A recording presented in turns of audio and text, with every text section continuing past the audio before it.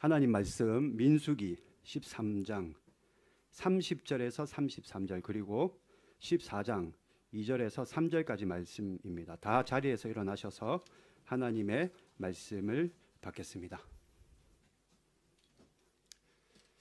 제가 봉독합니다. 갈렙이 모세 앞에서 백성을 조용하게 하고 이르되 우리가 곧 올라가서 그 땅을 취하자 능히 이기리라 하나. 제가 읽겠습니다. 그와 함께 올라갔던 사람들은 이르되 우리는 능히 올라가서 그 백성을 치지 못하리라.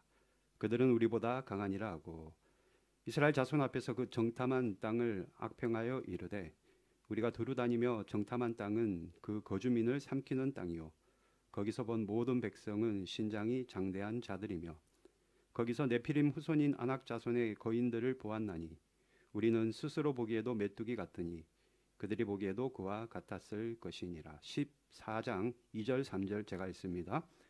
이스라엘 자손이 다 모세와 아론을 원망하며 온 회중이 그들에게 이르되 우리가 애굽 땅에서 죽었거나 이 광야에서 죽었으면 좋았을 것을 어찌하여 여호와가 우리를 그 땅으로 인도하여 칼에 쓰러지게 하려 하는가. 우리 처자가 사로잡히리니 애굽으로 돌아가는 것이 낫지 아니하랴. 아멘. 하나님의 말씀입니다.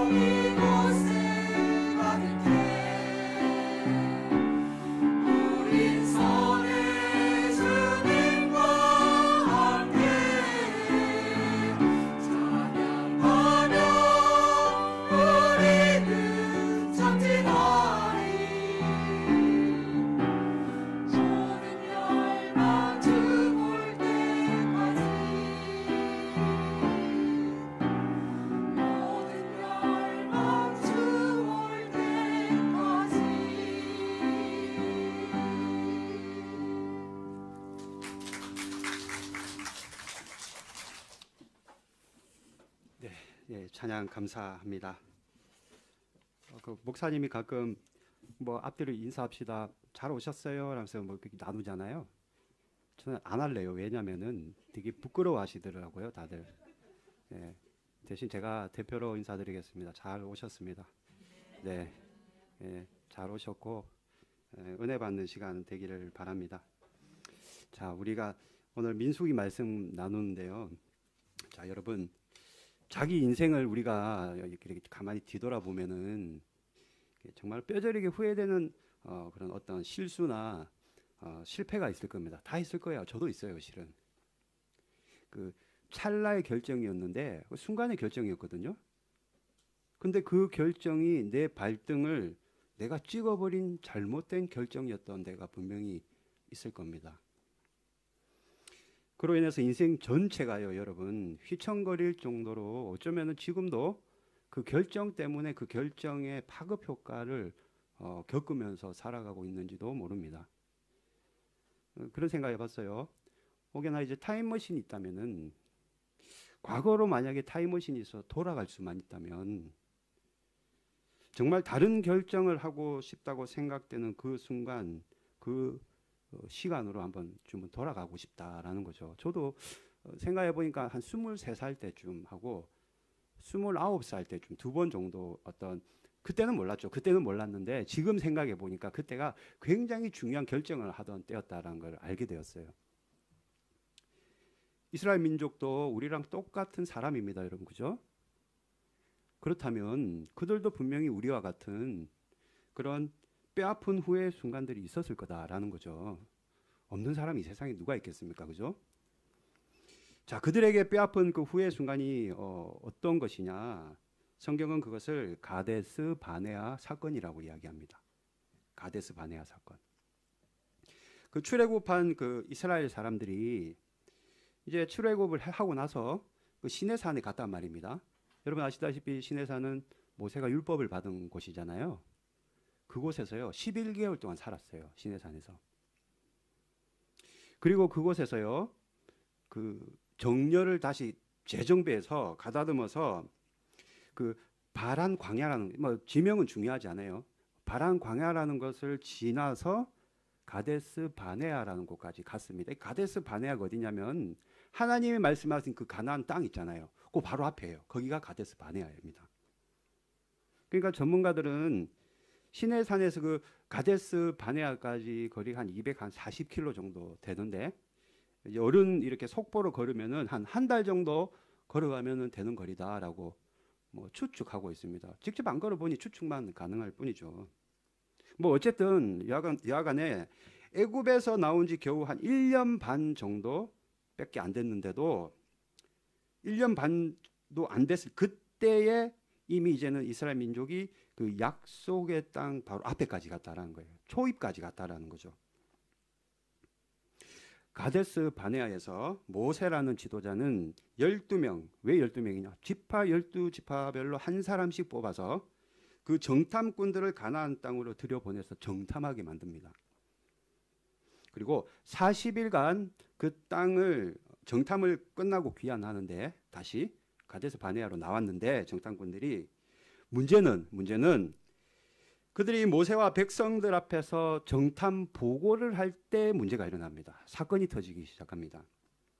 오늘 민수기 13장 31절 말씀 보여주실까요? 31절 말씀. 제가 여러분은 눈으로 읽고요. 제가 읽겠습니다. 그와 함께 올라갔던 사람들은 이르되 우리는 능히 올라가서 그 백성을 차지 못하리라. 그들은 우리보다 강하니라 하고. 약속의 땅을 살피고 돌아온 이 12명이 정확하게 얘기하면요 10명이에요. 2명은 빼야 돼. 부정적인 보고를 한 사람은 10명입니다. 누구를 빼요? 갈렙과 여호수아 일단 빼놓고. 그러니까 알아서 들으세요. 제가 10명이라 하든 12명이라고 하든 약속의 땅을 살피고 돌아온 그 10명의 정탐꾼들은 실제 말 그런 거죠. 저기 가보니까 거기 살고 있는 사람들이 적들이 우리보다 훨씬 세요. 싸움을 잘하는 사람들처럼 보이니 싸우나 마나라는 거죠. 싸워도 게임이 안 된다라는 겁니다. 그리고 자신들이 했던 그 주장, 우리는 게임이 안 돼라고 했던 그 주장에 힘을 실기 위해서 하나님이 주신 그 약속의 땅인 그 가나안 땅을 아주 독한 말로 악평합니다. 32절 말씀, 33절 말씀 여러분은 눈으로 있습니다. 제가 읽습니다. 이스라엘 자손 앞에서 그 정탐한 땅을 악평하여 이르되 우리가 두루다니며 정탐한 땅은 그 거주민을 삼키는 땅이요 거기서 본 모든 백성은 신장이 장대한 자들이며 33절 거기서 네피림 후손이 아낙 자손의 거인들을 보았나니 우리는 스스로 보기에도 메뚜기 같으니 그들이 보기에도 그와 같았을 것이니라. 여러분 참 기가 막힌 일은요. 이 정탐꾼들은 하나님이 주신 그 약속의 땅을 표현할 때 그 거주민을 삼키는 땅이라고 표현하고 있습니다. 거주민을 삼키는 땅. 이게 무슨 말인가? 한마디로 그 땅이 저주의 땅이다라는 겁니다. 자신들의 그 말을 정당화하기 위해서 하나님이 약속하신 그 축복의 땅을 순간적으로 뭐라 해요? 저주의 땅이라고 말해버리는 거죠. 뿐만 아니라요. 키가 크고 장대한 거인들이 살고 있다라고 말합니다. 여러분 그거 아십니까? 우리가요 인간이 두려움에 사로잡히면은 그 상대를 과대평가하게 됩니다. 우리가 거기서 본 모든 백성은 신장이 장대한 자들이라. 아마도 40일 동안 정탐하면서 이 12명의 정탐꾼들은 계속해서 그 아낙 자손들이 크다는 생각만 했던 것 같아요. 여러분 살아있는 하나님을 제대로 알지 못하는 사람에게는요 항상 문제가 실제보다 크게 보이는 법입니다. 우리가요 여러분 두려움의 노예가 되면은 상대만 크게 보이는 것뿐만 아니라 상대도 크게 보이지만 나를 작게 보게 되는 겁니다. 나 스스로를. 이스라엘 민족이 똑같은 고백을 했어요. 우리는 스스로 보기에도 메뚜기 같으니. 스스로 자기가 자기를 보니 메뚜기 같다라는 거죠. 그러니 그들이 보기에도 그와 같을 것이라. 자기 자신을 여러분 메뚜기 같다고 하는 이 형편없는 열등의식과 패배감은 도대체 어떻게 하면 좋단 말입니까? 그죠? 그들 말대로 자기 자신을 스스로 메뚜기처럼 빈약하게 느낀다면은 상대도 당연히 나를 메뚜기처럼 여기는 것은 너무나도 당연한 겁니다. 여러분 크신 하나님을 크게 보는 사람은 어떤 상대와 마주해도 담대합니다. 그러나 하나님을 작게 보는 사람은요 자기 자신도 형편없는 존재, 작게 보게 된다라는 거죠. 문제는 이 정탐꾼들이 자기들만 작게 보고 자기들만 시험 든 게 아니라 그 부정적인 말로서 주변 사람들까지 다 시험에 들게 했다라는 겁니다. 모세는요 여러분 생각해 보십시오. 정탐꾼을 보낼 때 뭐 아무나 보냈겠어요? 그 많은 사람들 중에 그 12지파들 중에 추리고 뽑아서 그 중에 12명을 보낸 거 아니겠어요? 아마 제 뇌피셜로 제 상상으로는 그래도 각 지파에서 중장년층쯤 되는 사람들, 그죠? 어느 정도 좀 이렇게 뭐라고 해야 되죠? 침착하고 또 어느 정도 삶에 좀 경륜도 있는 그 지도자급들 사람들로 보내서 좀 가서 정탐도 좀 이렇게 찬찬히 하고 덤벙거리지 말고 우리 말로 찬찬히 좀 하고 또 돌아와서는 약속의 땅에 대한 그 소망을 갖다가 희망적인 것들을 각 지파에게 심어주길 기대했단 말입니다. 모세가 기대했던 건 그거거든요. 그런데 그만 모세와의 그 기대감과는 정반대로 작용해 버렸습니다. 그 12명을 통해서. 정확히는 10명을 통해서. 오늘 우리 본문 말씀은 아닌데 민수기 14장에 보면은 이스라엘이 장막 중에서 원망했다는 말이 있어요. 장막 중에서 원망했대요. 그것은 여러분 각 지파의 그 장막, 즉 집집마다 불평과 원망의 소리가 가득했다라는 겁니다. 장막 중에 원망했다는 건요. 그러니까 이 정탐꾼들이 물론 정탐을 하고 돌아서 공식 석상에서뿐만 아니라 그 원망과 불평의 말을 공식 석상에서도 그렇게 했지만 각자의 그 집으로 돌아가서도 자기의 그 지파와 그 집에서도 사람들에게 끊임없이 부정적인 말을 퍼뜨렸다라는 겁니다. 여러분, 우리 인간은요, 원망하고 불평하기 시작하면은 꼭 이상하게 그것을 책임질 희생양을 찾습니다. 희한해요, 보면은. 이스라엘 민족도 안 그랬을까요? 그랬죠. 희생양이 필요한 거예요. 어디 있나 살펴보니 눈에 보이는 사람이 누구예요? 바로 모세와 아론인 겁니다. 민수기 14장 2절 띄워주시겠어요? 14장 2절. 제가 읽습니다. 이스라엘 자손이 다 모세와 아론을 원망하며 온 회중이 그들에게 우리가 애굽 땅에서 죽었거나 이 광야에서 죽었으면 좋았을 것을. 모세와 아론을 원망하며 죽었으면 좋겠다. 죽었으면 좋겠다라는 말은 여러분, 생명을 주신 하나님 앞에서, 우리의 심장을 뛰게 하고 있는 그 하나님 앞에서 감히 입에 담을 수도 없는 이야기 아닙니까? 그죠? 여러분, 하나님이 지금 여러분들과 저를 살려두시는 것은 우리에게 해야 될 사명이 있기 때문입니다.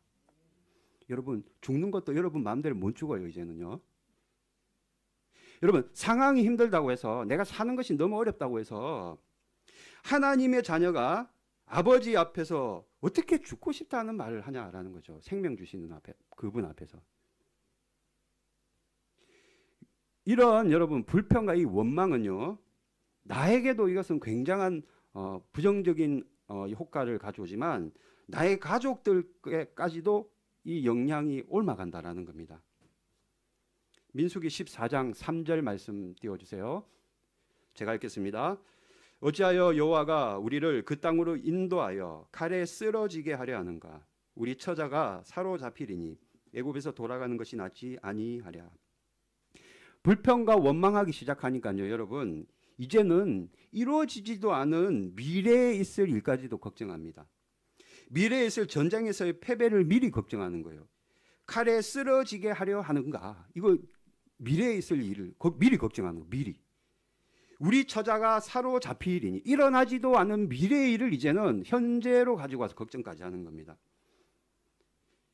그들과 땅에 들어가서 한번 싸워보지도 않았는데, 아직 들어가지도 않았는데, 전투를 치러보지도 않았는데도 미래를 미리 비극적으로 상상해서 두려워하고 있는 것.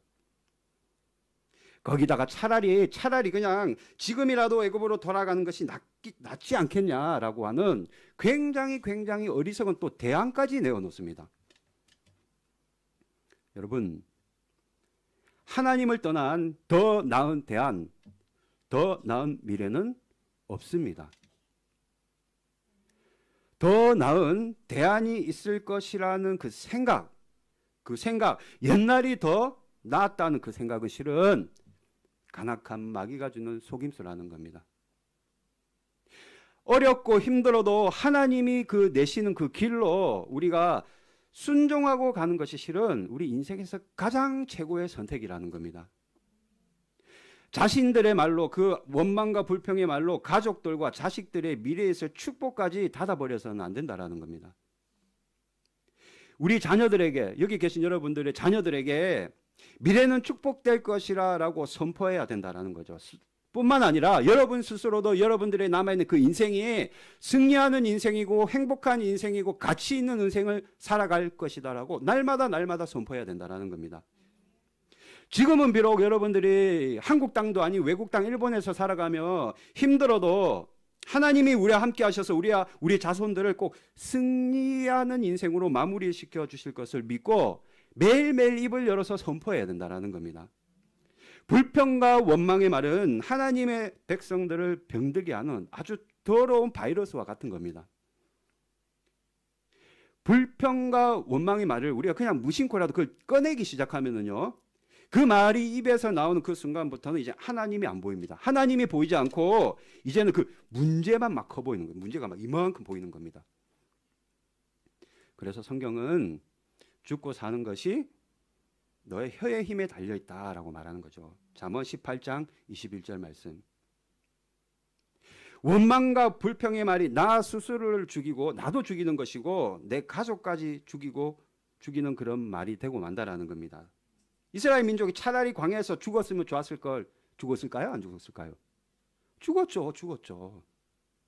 그들이 선포하고 말하고 고백한 대로 그대로 그들은 광야에서 죽었습니다. 나이 많아서 죽은 거 아니야?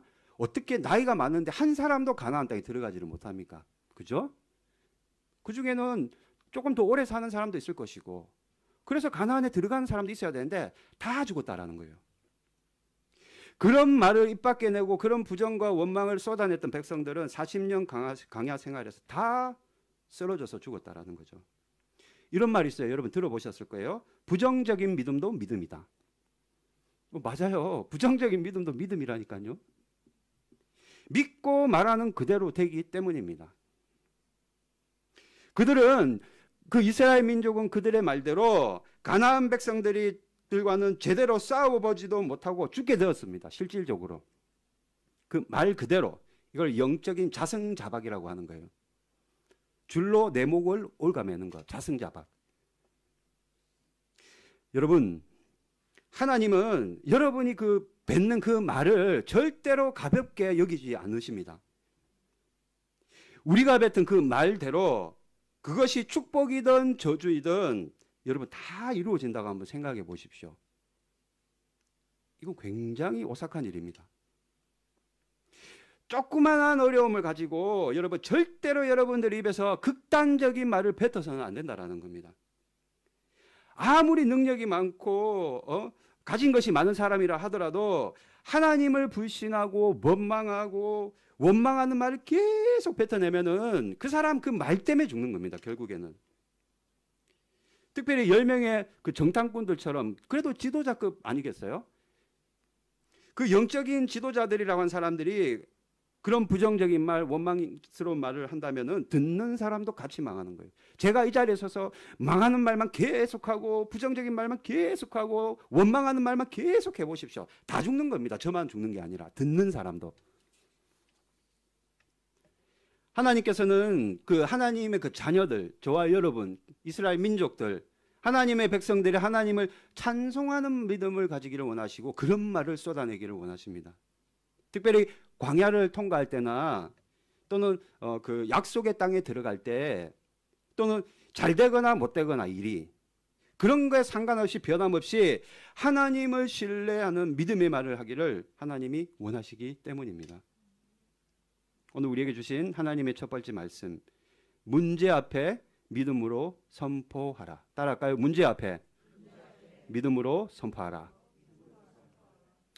여러분 입술에 믿음의 말을 선포해야 됩니다.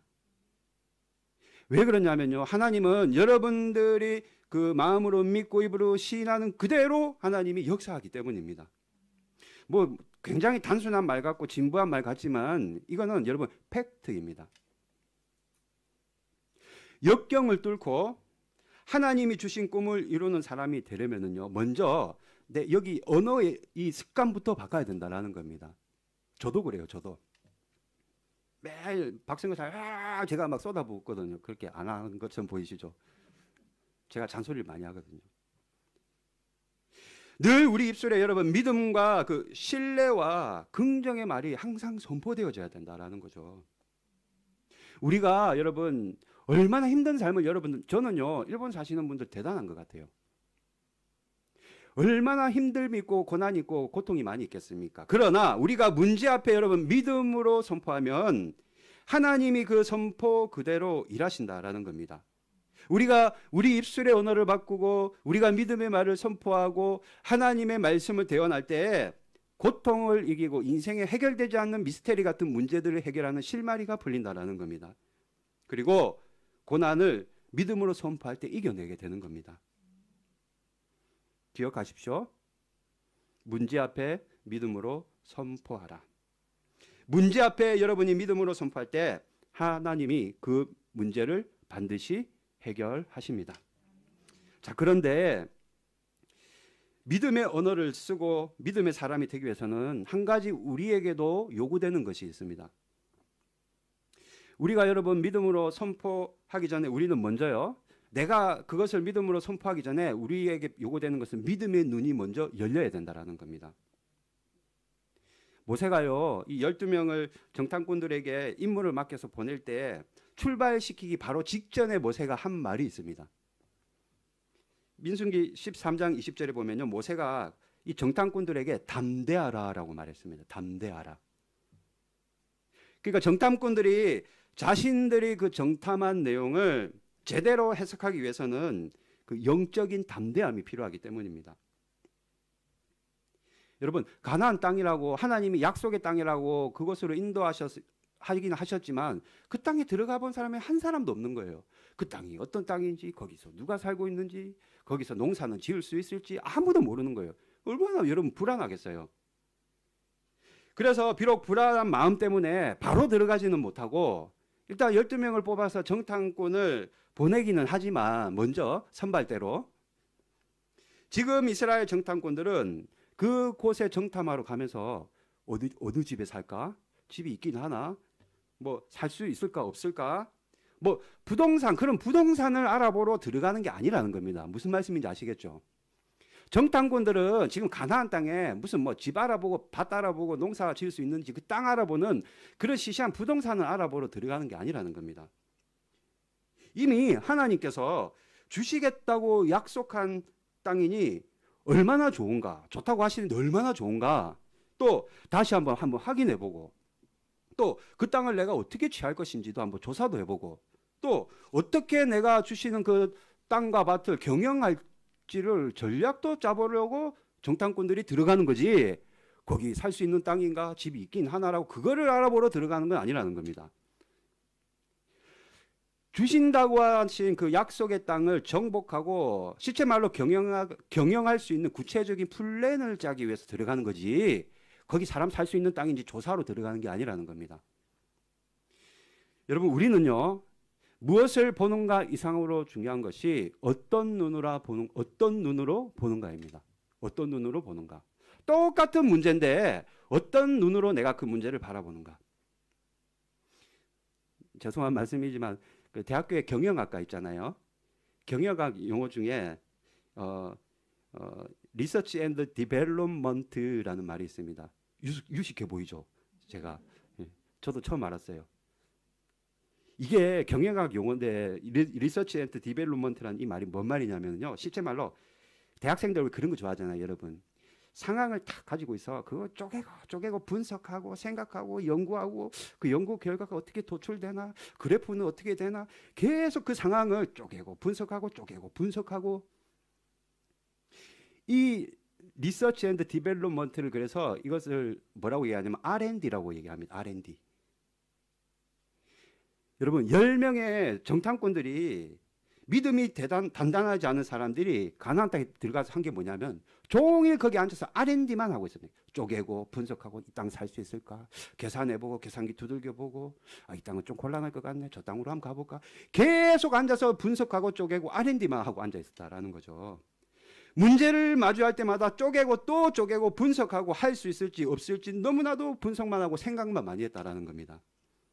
그러니까 자꾸 믿지 않고 분석만 하고 쪼개고 분석만 하다 보니까 순종하기보다는 자꾸 낙담이 되는 겁니다. 그리고 이렇게 낙담되는 것은 너무나도 당연하고요. 그리고 이 문제를 내가 왜 못 푸는지 변명하는데 그거하게 되는 겁니다. 변명만 하게 되는 거죠. 하나님은 어떻게 약속의 땅을 우리가 정복하고 경영할 것인지 이스라엘 민족이 구체적인 실행 계획을 짜라고 그들을 보내셨는데, 실은 정탐꾼들은 돌아와서 우리가 정복할 수 없는 땅이라고 오히려 말하면서 하나님이 주신 그 비전 자체를 완전히 갈아엎어버리는 말을 하는 겁니다. 이미 하나님께서는 승리를 이미 약속하셨고 그 땅이 가장 행복한 땅임을 말씀하셨음에도 불구하고 어떻게 승리를 얻을 것인지를 가르쳐 주시려 함에도 불구하고 이스라엘 민족의 그 불신앙이, 또는 그들의 불신앙의 눈이, 그리고 두려움이 싸움 자체를 못하고 후퇴하게 만들어버렸다라는 겁니다. 그러잖아요, 여러분. 검은 안경을 끼고 사물을 보면 모든 게 어두워 보인다. 불신의 눈으로 보면요, 똑같은 현실도 어둡게 보이는 것은 너무나도 당연한 겁니다. 불신의 사람들에게는 가나안 땅, 저는요 차라리 그 가나안 땅 정탐이 독이 됐다 생각합니다. 특별히 여러분, 두려움에 사로잡히면요, 우리가 두려움에 그게 사람에 대한 두려움이든 대상에 대한 두려움이든 어떤 장소에 대한 두려움이든 두려움에 사로잡히면 이스라엘 민족이 두려움에 사로잡혔던 것과 마찬가지로 아낙 자손만 자꾸 보이는 게 거인들만. 그러나 저와 여러분이 하나님의 말씀처럼 믿음의 눈을 열면 아낙 자손을 압도하는 하나님의 임재가 보이는 겁니다. 여러분, 불평하고 원망은요, 짝진 거 아십니까? 불평을 하면 반드시 원망도 같이 가는 겁니다. 여러분, 믿음과 두려움은 공존할 수 없습니다. 믿음은 믿음만 가는 것이지 믿는 사람이 두려움을 가질 수는 없다라는 겁니다. 두려움이라는 이 불신앙은요, 우리로 하여금 살아계신 하나님의 임재를 보지 못하게 합니다. 여러분, 그 문제가 어떤 문제인지 저는 모르지만 여러분의 문제를 두려워하지 마십시오. 특별히 사람을 두려워하지 마십시오. 상대가 아무리 강하다 해도 하나님과 같이 가면 되는 겁니다. 하나님이 함께 동행하시면 되는 겁니다. 잠언 29장 25절 말씀, 사람을 두려워하면 올무에 걸리게 되거니와 여호와를 의지하는 자는 안전하리라. 하나님이 함께 하시면 그 어떤 문제와 어떤 상대도 능히 격파하고 이겨낼 수 있는 겁니다. 그것을 위해서는 먼저 이 사실을 여러분들이 믿고 선포하며 살아가야 된다라는 거죠. 여러분, 호박벌 봤습니까? 호박벌. 벌 중에 호박벌이 있어요. 저도 이거 설교 준비하면서 사진으로만 찾아봤어요. 본 분 계세요? 호박벌? 저는 시골에 안 가봐서 안 살아서 잘 모르겠는데 이 호박벌이요, 여러분, 하루에 평균 150km로 날아간다고 합니다. 150km. 이 조그만 녀석이 대단한 것 같아요, 진짜. 그죠? 이 150km. 그런데 과학자들이 조그맣고 귀여운 요 녀석이 어떻게 나나, 이론적으로는 어떻게 나나 살펴봤는데, 호박벌은요, 그 원래 이론적으로는 날 수 없는 벌이래요. 날지를 못한다라는 거죠. 몸이 2cm랍니다. 2cm. 2cm면 얼마나 작아요. 조그만, 그 정말 얼마나 작겠습니까? 그죠? 근데 더 웃긴 건요, 날개는 더 작아. 날개는 그 2cm 그 몸도 작은데 날개는 더 작아가지고 날개가요 너무 짧은 거야. 짧기만 하면 괜찮지 또 너무 가늘어, 날개가. 그러니까 이게 몸에 비해서 너무 가늘고 작아서 이게 도저히 이게 공중에 뜰 수가 없다라는 거예요, 호박벌 자체가. 참 그 녀석 희한한 녀석이네. 이상한 일이 일어나네, 과학자들이. 여러분, 좀 웃기는 말 같지만 호박벌은요, 자기가 체형적으로 날지 못하는 것을 모른다는 거예요, 걔가. 예. 호박벌이 자기가 태어날 때부터 나는 원래 날지 못하는 존재로 태어난 거를 스스로 그걸 모른다는 겁니다. 그러니까 무식하면 죄송해요. 무식하면 용감하다고. 나는 거를 날지 못하는 거를 모르니까 계속 자기는 날 수 있는 줄 알고 그 ጫ고 가는 그 날개를 계속 날개짓을 하는 거예요, 벌이. 그러니까 어때요? 실제로 날아버리는 거예요. 그리고 하루에 150km를 가더라는 겁니다. 그 조그만 그 녀석이, 그 작은 날개짓을 하는 그 녀석이. 여러분, 제가 이거 예화를 준비하면서 이런 생각이 들었어요. 사람도 마찬가지다. 내가 능력이 작다고 포기하고 주저앉아 있으면 아무것도 할 수 없다. 내가 능력 없다고 주저하고 포기해서 아무것도 할 수 없다면은 절대로 아무 일도 일어나지 않는다. 호박벌이 자기가 못 나는 걸 알고 지레짐작 포기했다면은 걔가 150km를 날아갈까요? 도저히 날 수 없는 거죠. 어떻게 떠 있긴 하겠습니까? 시도조차 안 하겠죠. 능력이 부족해도 아무리 여러분들이 능력이 부족하고 몸이 연약하고 가진 것이 없다 하더라도 내게 능력 주시는 자 안에 내가 모든 것을 할 수 있다는 그 믿음, 그 담대한 믿음을 가지고 나갈 때 하나님께서는 그 불가능을 가능케 하십니다. 여러분, 이 두려움이란 거, 이 불신앙, 여러분들 눈에, 우리 눈에 그 좌절감들, 패배감들, 나는 이제 할 수 없어. 내 나이가 몇 살인데 내가 지금 뭘 할 수 있겠어. 그런 열등 의식들. 결국 그것들이 하나님의 일하심과 그분의 임재하심을 보지 못하게 하는 눈에 이런 가림막이 되어버린다라는 겁니다. 그러면은요, 신앙생활이 행복하지가 않아요. 예배 드려도 은혜가 안 되고요. 찬양해도요, 별 아무 감흥이 없고요. 말씀을 드려도 내 삶에 그것이 적용이 안 됩니다. 이미 내가 마음의 문을 닫아버리고 내가 날 수 없다고 내가 스스로를 가두어 버렸는데 누가 무슨 말을 하는데 그게 내한테 그게 도움이 되고 나한테 은혜가 되겠습니까? 그게 안 되지. 그러나 여러분들이 그럼에도 불구하고 비록 내 상황이 좋지 않고 내 상황이 도저히 이거는 뭐 실마리가 보이지 않는 것 같다 하더라도 믿음의 눈을 열고 하나님이 함께 하시면 그냥 담대히 어린아이와 같은 순수하고 정결한 믿음으로 믿어버리고 그분의 임재를 사모하면 누구든지 한 사람도 빠짐없이 하나님께 그 임재하심을 보여주시고 그분의 일하심을 보게 된다라는 겁니다. 오늘 저와 여러분에게 주신 두 번째 말씀, 문제 앞에 믿음으로 바라보라. 따라할까요? 문제 앞에 믿음으로 바라보라. 여러분, 문제 앞에 두려워 떨거나 도망가지 마시고 믿음의 눈으로 바라보십시오. 특별히 여러분들이 그 두려워하는 것, 뭐 어떤 건지 모르지만 하여튼 그 두려워하는 것, 내가 할 수 없을 것 같은 것을 여러분들이 바라보실 때 믿음의 눈으로 바라볼 수 있기를 주님의 이름으로 축복합니다. 그럴 때, 여러분, 우리가 그럴 때 우리 믿음으로 선포하고 믿음의 눈으로 바라볼 때 하나님이 주시는 어마어마한 축복이 있습니다. 이스라엘 민족이 그 가데스 바네아에서 이스라엘 백성들이 여러분 그 실망스러운 그 모습을 보여준 그 10명의 정탐꾼들이 죽었을까요? 안 죽었을까요? 죽었죠. 신명기 1장 40절에 보면 하나님께서요 이스라엘 민족에게 가데스 바네아 그 앞에까지 갔어요. 이제 땅에 들어가기만 하면 되는데 약속의 땅에 하나님이 다시 유턴하라는 충격적인 말씀을 하십니다. 다시 돌아와. 야야 너희들 안 되겠다.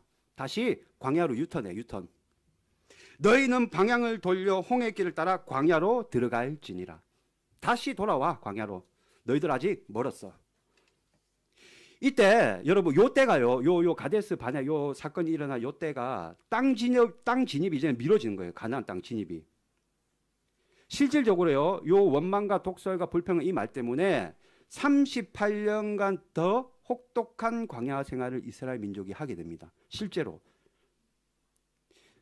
자, 이스라엘 민족이 1년 6개월 출애굽하고 1년 6개월 정도를 시내산을 거쳐서 이까지 왔고 38년을 다시 광야로 돌아가서 광야 생활을 했다. 합해서 그래서 우리가 광야 생활 40년이라고 하는 거예요. 정확하게는 39년 6개월. 그냥 40년이라 하는 거예요.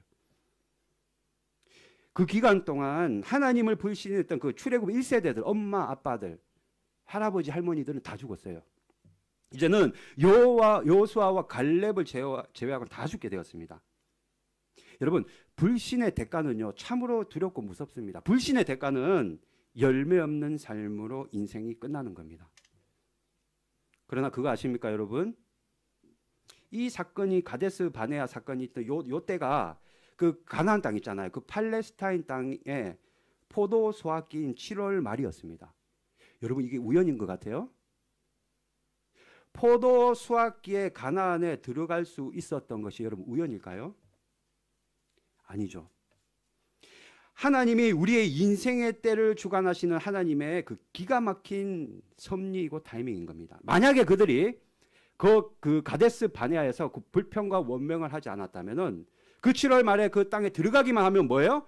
풍성한 열매를 먹고 포도를 먹고 온갖 하나님이 주시는 놀라운 축복을 누리는 그런 정말로 축복된 삶을 살아갈 수 있었다라는 겁니다. 하나님이 그 정확한 때 7월 말에 포도 수확기쯤 딱 그때 가나안 땅 초입까지 인도하셨는데 거기서 그냥 죄송해요 이런 표현 입방정 떠는 바람에 입방정 떠는 바람에 다시 하나님이 38년간 너네 안 되겠다 유턴해라. 만약 처음에 명령한 대로 여러분 그죠? 만약 바로 가나안이 그냥 바로 진입했다면은 포도를 비롯한 각종 과일과 채소와 수확기 그 풍성한 수확기 얻을 수 있는 풍성한 은혜를 분명히 이스라엘 민족들이 누렸을 거라는 거죠. 그러나 이스라엘 백성들의 그 불신과 원망으로 모든 것이 망가져 버렸습니다. 그들이 믿음으로 선포하고 믿음의 눈으로 그 땅을 바라보기만 했다면은 이렇게 풍성한 은혜가 준비되어 있었는데 안타깝다라는 거예요. 이것을 보지 못하고 열매 없는 삶으로 살다가 끝나버린 겁니다. 여러분, 어떤 상황 가운데도 여러분 하나님을 의심하거나 여러분 입으로 원망해서는 안 됩니다. 절대로요, 그런 사람은 하나님이 그의 비전을 이루어 주시지 않으십니다. 힘든 거 안 힘든 인생이 어디 있어요? 다 힘들죠. 어떤 힘들고 어려운 상황 속에서도 우리는 그분을 믿고 그분의 이름을 높이고 그분을 찬양해야 되는 겁니다. 하나님을 그냥 신뢰하십시오. 신뢰하고 하나님을 높이는 당신을 하나님은 더 높여주시는 겁니다. 우리 인생, 앞으로 남아있는 인생, 저는 우리 아내한테 나는 103세까지 살 거야 라고 맨날 고백하거든요. 나보고 뻥치지 말래요. 그래도 저는 그래도 너는 뭘 해도 나는 103세까지 살 거야 라고 얘기합니다. 왜 103세냐? 그냥 제 마음이에요. 그거는. 예, 제가 살고 싶은 대로. 하지만 저는 선포하는 거거든요. 입으로. 한두 번 선포한 게 아니에요. 물어보세요. 틈만 나면 나는 103세까지 살 거야 라고 얘기합니다. 그러면서 아주 건강하게 살 거야 라고 얘기합니다. 예. 하지만 입으로 나는 선포를 하는 거예요. 그걸. 이거 한 지 1년도 넘었습니다. 여러분 저는. 예. 어떤 상황 속에서도 하나님을 의심하거나 입으로 원망하지 마십시오. 그 인생 여정에서 가데스 바네아처럼 여러분들 어쩌면은 그 인생의 기로에 서는 때가 분명히 있습니다. 앞으로 10번 있을 수도 있고 20번이 있을 수도 있고 모르겠어요. 몇 번 없는 분도 계실지는 모르겠습니다. 그러나 이때 요때 하나님을 믿지 못하고 여러분이 불평과 원망을 말하면은 분명히 하나님 그때 또 그럴 거예요. 안 되겠다. 너 유턴해. 다시 너 안 되겠어. 광야로 유턴해. 우리는 다시 광야 생활과 같은 모진 훈련을 또 받아야 된다는 겁니다. 결코 그래서는 안 되죠. 우리는 믿음으로 담대히 약속의 땅으로 곧바로 진입해야 됩니다. 하나님이 풍성하게 예배하신 그 땅, 수확기에 들어가서 하나님이 주시는 그 놀라운 축복을 누려야 된다는 겁니다. 이것이 어디 달렸느냐? 우리 입술에 달렸다는 거죠. 말씀을 정리합니다, 여러분.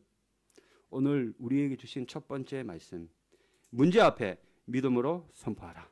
그리고 두 번째 말씀, 문제 앞에 믿음으로 바라보라.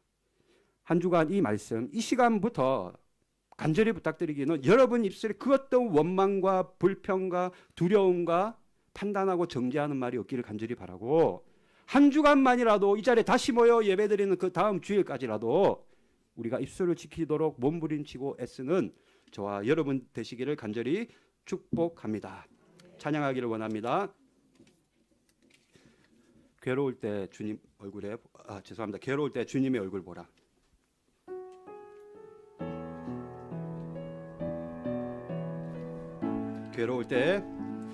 괴로울 때 주님의 얼굴 보라. 평화의 주님 바라보아라. 세상에서 시달린 친구들아,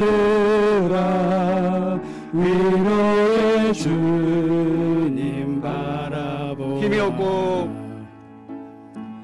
힘이 없고 내 마음 연약할 때 능력의 주님 바라보아라. 주의 이름 부르는 모든 자는 힘주시고 늘 지켜주시고. 두 손 들고 찬양합시다. 눈을 들어 주를 보라. 내 모든 염려 주께 맡겨라. 슬플 때에 주님의 얼굴 보라. 사랑의 주님 한식주. 다시 합니다. 괴로울 때 주님의 얼굴을 보라. 괴로울 때 주님의 얼굴 보라. 평화 주님 바라보아라. 세상에서 시달린 친구들아 위로의 주님 바라보. 눈을 들어 주를 보라. 눈을 들어 주를 보라. 내 모든 염려 주께 맡겨라. 슬플 때에 주님의 얼굴 보라. 사랑의 주님 안으리라. 눈을 들어 주를 보라. 내 모든 염려 주께 맡겨라. 슬플 때에 주님의 얼굴 보라. 사랑의 주님 오늘 받은 말씀으로 통성으로 기도합니다.